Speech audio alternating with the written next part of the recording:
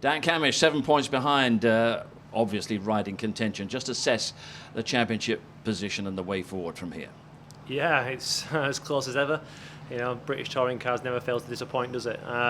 You know, there's been ups and downs for everyone this year. My downs came quite early on. You know, the brand's disappointment for myself with a couple of DNFs from pretty good, strong positions as well.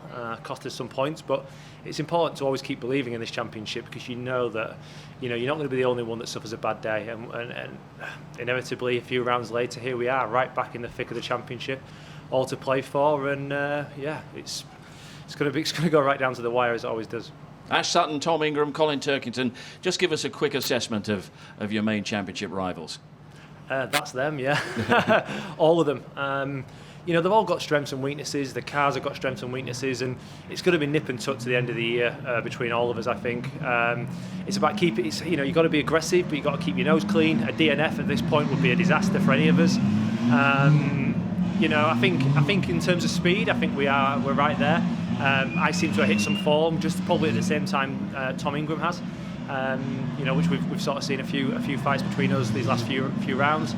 You know, there's no doubt Sutton's ability, and also, you know, when he's backed against the wall, he can come back through better than anyone probably in the Infinity. So that's a strength he has that maybe we don't. But our strength is we can go off the front and we can control the race. So I'm hoping we can have a bit more of that. You know, I had 2 seconds here last year.